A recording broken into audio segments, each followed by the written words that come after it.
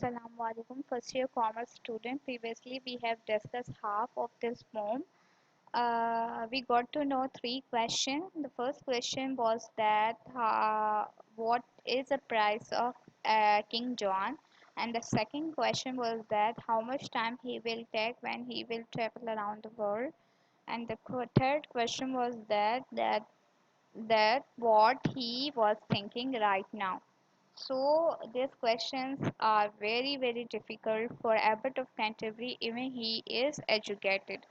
I ask you a question that is education is really important. You people say yes, education is very important.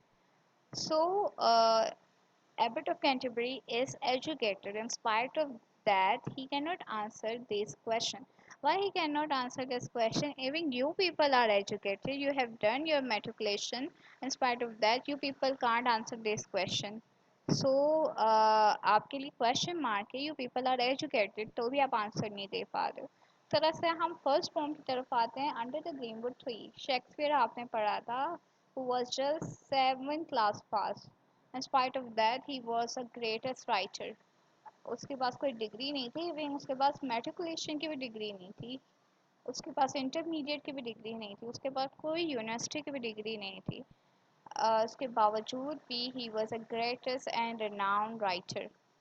सो आप जिसको education कह रहे हो जैसा degree degree और education में बड़ा फ़र्क होता है. अब यहाँ पे एबर्ट ऑफ कैंटरबरी बहुत एजुकेटेड है. इसके पास दुनिया जहाँ की नॉलेज है, लेकिन तो भी वो जवाब नहीं दे पा रहा है. अब देखते हैं क्या होता है इस पोम में. कौन जवाब देगा और जवाबात क्या होंगे, ज़रा हम देखते हैं. यहाँ से हमें स्टार्ट करना है. हमें अपना कर्सर लेकर जा रही हूँ. और these are the hard question for my shallow wit. Shallow wit का मतलब है little intelligence. Nor I can't answer your grace has yet. He is directly saying to King John that I cannot answer your question. If you will give me but 3 weeks space, I will do my endeavor to answer your grace. Here, Abbot of Canterbury is saying that give me 3 week time, then I will try my best to answer your questions. Now 3 week space to tea will I give, and that is the longest time to hasten to leave. Here King John is saying that I am giving you 3 week time. और उसको साथ साथ ये भी बता रहा है कि तुम्हारे जीने के लिए 3 week का टाइम है. उसके बाद तुम्हारा सर क्या कर दिया जाएगा, कट ऑफ कर दिया जाएगा. If you two can't answer my question 3, Thailand, Thai living are forfeit to me. अब इसको ये भी बता रहा है if you can not answer this question, so तुम्हारी जितनी भी अर्निंग है, तुम्हारी जितनी भी वेल्थ है ना, वो मुझे मिल जाएगी. फॉरफिट का मतलब है जुर्माना. अब जुर्माना क्या लगेगा, वो उसको मिल जाएगी. अब के एबर्ट ऑफ कैंटरबरी बहुत परेशान है. क्या करेगा, वी पीपल डोंट नो. आगे देखते हैं क्या करेगा. Away rode the abbot all sad at that word. He rode to Cambridge and Oxford. Cambridge and Oxford बहुत सारे university name. Abbot of Canterbury क्या करता है, ही हैड बीन देयर. क्यों जाता है वहाँ पे, he met up with many doctors. Doctors यहाँ पे वो डॉक्टर्स नहीं है जिन्होंने एमबीबीएस किया, लोगों का इलाज करते हैं, वो डॉक्टर नहीं है. डॉक्टर का मतलब है पीएचडी स्टूडेंट्स. वो पीएचडी के स्टूडेंट्स से मिलता है, उससे ये सारे क्वेश्चन डिस्कस करता है.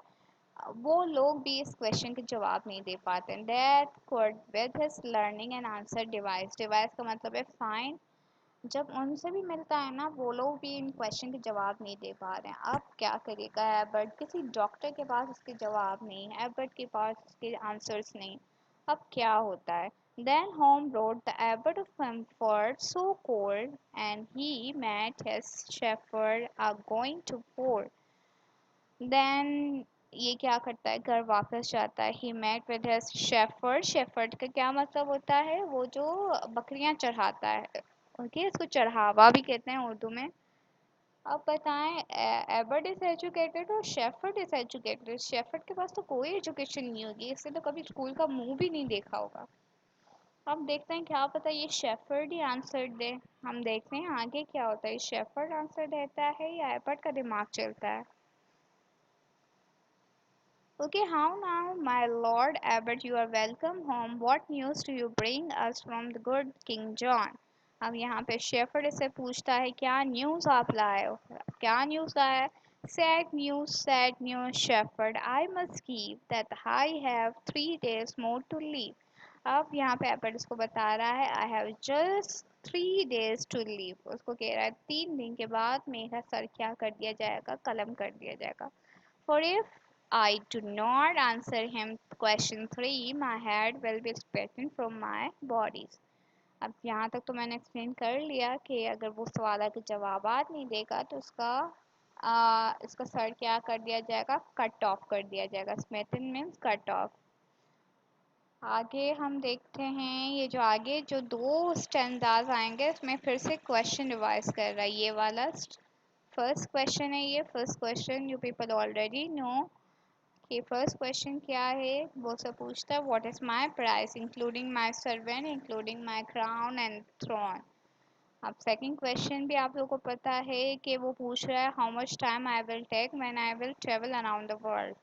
थर्ड क्वेश्चन भी आप लोगों को पता है what he is thinking right now. तो ये तीन क्वेश्चन ये किसको बता रहा है, शेफर्ड को बता रहा है। अब शेफर्ड इसको क्या कहते हैं, now cheer up. Cheer up हम कब बोलते हैं, जब हम किसी को रिलैक्स करवाना चाहते हैं। अब ये एबर्ट को क्या कह रहा है कि रिलैक्स हो जाओ sir abbot, did you never hear yet that the fool he may learn a wise man बीच।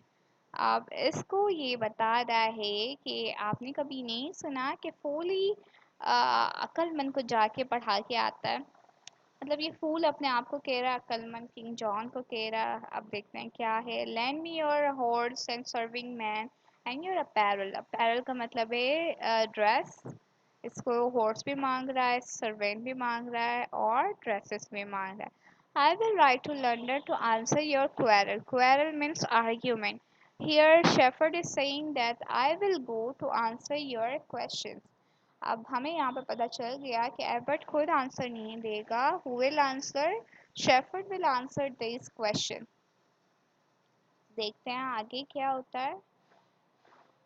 ने ओल्ड इंग्लिश है, name is no, frown not. If it had been told unto me I am like your lordship as ever may be। अब इस line से हमें पता चलता है कि शेफर्ड और एबर्ट सेम दिखते हैं, दोनों सेम शक्ल के हैं। इसलिए शेफर्ड कह रहा है कि मैं जाऊंगा। If you will but lend me your gown। Gown तो आप लोग को पता ही है। This is none shall know us at fair London town। अब ये कह रहा है किसी को भी लंदन की गलियों में नहीं पता है कि we people are same. Shepherd और एबर्ट बोथ वर सेम। हम देखते हैं now horses and serving men who shall have with sumptuous array must gallant and brave। sumptuous का मतलब है ग्रेटेस्ट, ग्रैंड बहुत बड़ा, एरे का मतलब है ड्रेस जिसमें वो बहुत ब्रेव लगेगा, गैलेंट लगेगा। विथ कोजियर, क्रोजियर का मतलब होता है कंफर्टेबल, मटायर, रॉचर्स एंड कॉप। ये जो मैट्रिक, रॉचर्ड और कॉप है ना, ये सारी चीज़ें पॉप की होती है। पॉप आपको पता है क्या होता है? अगर पॉप नहीं पता तो चलो मैं आपको एक और वर्ड बताती हूँ। आपको चर्च में पता है जिसको हम फादर कह रहे होते हैं। फादर एक लंबी सी टोपी पहनता है, एक लंबा सा गाउन पहनता है। तो ये सारी चीज़ें एक पॉप की होती है जो ये वियर करता है। ये है पॉप की है टोपी होती है, ये दोनों उसके गाउन होते हैं। Fit to appear for our father the pope. ये कहेगा जब ये मैं पहनूंगा तो मैं बिल्कुल किसकी तरह लगूंगा, I will be just like father और मैं भी like pope. Now welcome sir abbot the king he did say. अब वो किंग जॉन के कोर्ट में इंटर हो गया। किंग जॉन उसको क्या कह रहा है, वेलकम कर रहा है। और क्या समझ के वेलकम कर रहा है, उसको एबर्ट समझ के वेलकम कर रहा है। आप लोग सोचे यहाँ पे ये आंसर क्या देगा, ही इज नॉट एजुकेटेड। अब ये एजुकेटेड नहीं है तो आंसर कैसे देगा और कैसे किंग जॉन को वो इंस्पायर करेगा। देखते हैं हम आगे क्या होता है। दिस वेल थोर, यहाँ पे थोड़ा सा मेरे लैपटॉप का मसला, आप देख सकते हो ये जो लाइन आ रही है मुझे वर्ड्स दिख नहीं रहे हैं। आई थिंक यहाँ पे this will thou come back to keep thy day. अब इससे ये पूछ रहा है कि मे बी तुम्हारे दिन अच्छे गुजरे होंगे। Four if two Cannes answer my question 3 tier life and tier living both safe shall be. अब इसको ये रिमेम्बर करवा रहा है कि अगर तुम आंसर दोगे तो तुम्हारी लिविंग तुम्हारी लाइफ बहुत सेफ होगी, अगर नहीं दोगे तो कोई भी सेफ नहीं होगा। फर्स्ट क्वेश्चन ये फिर से रिवाइज कर रहे हैं, हम रिवाइज नहीं कर रहे हैं। फर्स्ट क्वेश्चन क्या है, व्हाट इज माय प्राइस। आप प्राइस की आप गर्ल्स एक्साइटेड हो जाएं। आप now shepherd is going to answer this first question. First question क्या था, व्हाट इज माय प्राइस। अब प्राइस क्या लगा रहे हैं गर्ल्स, बिल्कुल ध्यान से ये आंसर समझना। 430 पेंस, पेंस का मतलब है, देखो हमारे यहाँ पे रुपीज होती है ना, तो वहाँ पे पेंस काउंट होते हैं। 430 पेंस और सेवियर, सेवियर का मतलब होता है मसीहा, और यहाँ पे मसीहा कौन है, हजरत ईसा अलैहिस्सलाम, जिसको वो जीसस क्राइस्ट बोलते हैं। वो सोल्ड, सोल्ड का क्या मतलब है, बेचे गए थे। यहाँ पे आई थिंक, ये आई थिंक नहीं बल्कि श्योरली मैं बता रही हूँ कि यहाँ पे हजरत ईसा अलैहिस्सलाम का ये हवाला देकर, उसका रेफरेंस देकर बता रहा है कि यहूदियों ने, यहाँ पर देखो सेकंड लाइन में जूइस का जिक्र आ रहा है, जूइस मीन्स यहूदी। false the among the false Jews and I have been told, ये दो लाइनों को साथ ही एक्सप्लेन कर रही हूँ। शेफर्ड ने सुना था, देखो शेफर्ड के पास हवाला भी है, रेफरेंस भी है। रेफरेंस से कौन बात करता है, रिसर्चर्स करते हैं। एबर्ड एजुकेटेड होके उसके पास रेफरेंसेस नहीं है, लेकिन शेफर्ड एजुकेशन भी नहीं, उसके पास रेफरेंसेस मौजूद है। वो कह रहे हैं हज़रत ईसा सलाम को 30 पेंस में बेचा गया था। किसने बेचा था, यहूदियों ने बेचा था। तो तुम्हारी कीमत क्या है, हज़रत ईसा सलाम से 1 पेनी कम है। हज़रत ईसा सलाम को 30 पेंस में बेचा गया था, तो तुम्हें 29, तुम्हारी कीमत क्या है, 29। कीमत इसकी क्या लगाइए girls, 29 pens. Okay, 29 is a worth of tea. I think 2 are 1 penny worse than he. और उसको बता भी रहा है कि you are inferior than हज़रत ईसा अलैहिस्सलाम। अब देखो उसने किंग की रिस्पेक्ट भी कम नहीं की, उसको कोई 1-2 रुपीज़ नहीं दिए, उसको हज़रत ईसा सलाम का हवाला देकर उसको हज़रत ईसा सलाम से थोड़ा सा इन्फीरियर कर दिया। अब देखो ये बात उसको बुरी भी नहीं लगी कि उसने किंग की कीमत कम की, और उसको ये भी नहीं महसूस हुआ कि वो हज़रत ईसा सलाम के आगे चला जाए, क्योंकि हज़रत ईसा सलाम तो एक मुकद्दर हस्ती है। अब देखते हैं, the king laugh, now the king is laughing, previously he was very angry, अब ही इज लाफिंग, इसका मतलब किंग इससे इंस्पायर्ड हो रहा है। Swear by S T Bittel, अब ये बिटल्स जो है ना, ये एस टी जो नाम आ रहा है, जब भी एस टी वगैरह है, आप समझ जाना ये किसका रेफरेंस दे रहे हैं, ये ईसाइयों के कुछ बड़ों का रेफरेंस दे रहे हैं। I did not think that I have been worth so little. अब यहाँ पे इसको बोल भी रहा है कि मैंने नहीं सोचा था कि मेरी सिर्फ 29 ही पैसे लगाओगे, मेरी तो कीमत ज़्यादा होनी चाहिए, लेकिन वो ज़्यादा का बोल भी नहीं सकता है इसको, क्योंकि हज़रत ईसा सलाम से ज़्यादा तो सोच भी नहीं सकता। Now the secondly tell me without any doubt how soon I may ride this whole world about. अब इससे पूछ रहा है कि सेकंड क्वेश्चन का जवाब दो, how much time I will take. अब इसको सेकंड क्वेश्चन का भी बड़ा इंटरेस्टिंग अंदाज में जवाब देगा। You must rise with the sun. अब देखो सन जो होता है ना, सूरज पूरी दुनिया में 24 घंटे में सफ़र कर लेता है। तो अब इसको भी कह रहा है कि तुम्हें सूरज के साथ उठना पड़ेगा, और उसी के साथ क्या करना पड़ेगा, राइड करना पड़ेगा, ride with the same until the next morning he rises again। वो कह रहे हैं नेक्स्ट मॉर्निंग आपका सफ़र कंप्लीट हो जाएगा, मतलब कि you will take 24 hours if you wake up with the sun and if you will ride with the sun। Then your grace need not make any doubt, but in a 24 hours you will write it about। Time भी बता दिया 24 hours। The king he laughed and swear by St. John, I did not think it could be done so soon। अब इसको हंस के उसने टेढ़े जवाब दिए, इसने भी टेढ़े जवाब, इसने टेढ़े सवाल किए तो उसने भी टेढ़े जवाब दिए। कोई भी इंसान 24 घंटे में पूरी दुनिया में अगर वो एरोप्लेन भी लेके उड़े ना, तब भी वो 24 घंटे में सफ़र नहीं कर सकता। तो उसने जब ऐसे अजीब से सवाल किए, तो ये भी एक अजीब से अंदाज में जवाब दे रहा है। Now from that third question to must not shrink, shrink का मतलब है पीछे नहीं हटना। Tell me here truly what do think, what I do think. Okay, अब किसी भी इंसान का नहीं बता सकते कि दिमाग में क्या चल रहा है। This question is really really difficult. अब shepherd is a very intelligent one, वो इसका भी जवाब देगा। Yes that shall I do make your grace merry, merry का मतलब है खुश। You think the abbot of Canterbury, अब ये उसको कह रहा है कि तुम सोच एबर्ट ऑफ कैंटरबरी के बारे में दे। I am poor shepherd explain, you see that am come to back pardon from him and for me. अब यहाँ पे कह रहे हैं you must be thinking about the abbot of Canterbury, how how would he is so intelligent. यहाँ पे ये इसको कह रहा है कि you must be thinking about abbot of Canterbury कि वो इतना इंटेलिजेंट कैसे हो गया। तो सारे सवालों के जवाब दे रहा है, लेकिन मैं कौन हूँ, मैं शेफर्ड हूँ। उसको सच्चाई भी बता दिया उसने। अब जब उसको सच्चाई बताता है तो उसको साथ कह रहा है कि मैं अपनी तरफ से और उनकी तरफ से आपसे क्या मांग रहा हूँ, माफ़ी मांग रहा हूँ। थर्ड क्वेश्चन का आंसर मैं बता रही हूँ, फिर से ध्यान से सुनना। थर्ड क्वेश्चन का आंसर है कि तुम एबर्ट ऑफ कैंटरबरी के बारे में सोच रहे हो। तो वो वाकई एबर्ट ऑफ कैंटरबरी के बारे में सोच रहा था। उसको पता था एबर्ट ऑफ कैंटरबरी ये तीनों सवालों के जवाब नहीं देगा, लेकिन दे रहा है। अब उसको सच्चाई भी बता रहा है कि आई एम शेफर्ड और मैं आपसे क्या मांग रहा, फॉरगिवनेस मांग रहा हूँ अपनी तरफ से और एबर्ट की तरफ से। अब किंग फिर से लाफ कर रहा है। Swear by the mass, mass का मतलब है people, I will make you lord abbot this day in his place. ये वाली लाइन जरा ध्यान से सुनना, I will make you lord abbot this day in his place.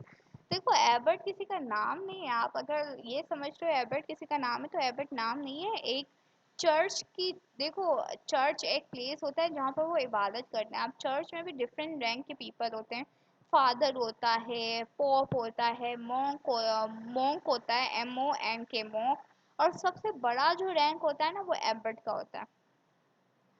अब यहाँ पे शेफर्ड को किंग जॉन क्या कह रहा है कि मैं तुम्हें एबर्ट बनाता हूँ, इस एबर्ट को हटा के मैं तुम्हें एबर्ट बनाता हूँ। अब विदाउट एजुकेशन कोई भी एबर्ट नहीं बन सकता। और ये शेफर्ड को विदाउट एजुकेशन ये ऑफर दे रहा है कि ना you will be my abbot. Now name my lord. Liege लिखा हुआ है, लेकिन मैं इसको लॉर्ड पढ़ रही हूँ क्योंकि ये ओल्ड इंग्लिश है। लीग का मतलब ही होता है lord. Be not in such speed, वो कह रहा है इतनी जल्दी फैसला मत लो। फॉर अल्लाह, अल्लाह का यहाँ पर मतलब है अल्लाह। I can't neither write nor read. अब यहाँ पे बता रहा है I am not educated one, even I can not write nor I can read. अब आगे देखते हैं आगे क्या होता है। Four noble as a week. Four noble as a week क्या है? नोबल का मतलब है गोल्ड कॉइन। अब वो एबर्ट तो नहीं बन रहा, लेकिन उसको as a gift king John उसको एज अ गिफ्ट हर वीक में 4 नॉबल्स भेजेगा। नॉबल्स क्या है? गोल्ड कॉइन्स उसको भेजेगा। देन आई विल गिव थी फॉर हिज मेरी जस्टिस का मतलब है job, who has shown to me, and tell the old abbot when who comes home। Old abbot का मतलब पुराने एबिट को कहना कि जब भी तुम मेरे पास आओ, who has not brought him pardon from the good king John को कहना कि किंग जॉन ने तुम्हें क्या कर दिया है, माफ कर दिया है। अब देखो यहाँ पे ओल्ड एबिट लिखा हुआ है। ओल्ड एबिट का मतलब है पुराने एबिट। इसका मतलब है हमें यहाँ से पता चल रहा है कि इसने शेफर्ड को क्या बना दिया है, एबर्ट बना दिया है without education. So the moral of this poem is that कि education is not really important।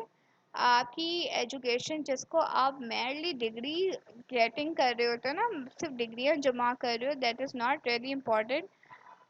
Real education एक रियल इल्म होता है जो कि जिससे आपका पूरा बिहेवियर, आपकी शख्सियत चेंज होती है। ओके, सो एजुकेशन हासिल करो, डिग्री हासिल ना करो। और एजुकेशन ज़रूरी नहीं है कि स्कूल कॉलेजेस में जाके ही हासिल हो। अब देखो एक शेफर्ड के पास एजुकेशन तो थी, लेकिन कोई कॉलेज यूनिवर्सिटी की डिग्री नहीं थी। इवन शेक्सपियर के पास भी एजुकेशन थी, वो ग्रेटेस्ट राइटर था, लेकिन उसके पास कोई यूनिवर्सिटी की डिग्री नहीं थी। तो आपको भी मैं यही सजेस्ट करूँगी कि प्लीज़ आप लोग रियल एजुकेशन हासिल करो जो शेफर्ड की और शेक्सपियर की थी। Thank you for watching this video. Please Allah Hafiz and please try to implement this moral in your life.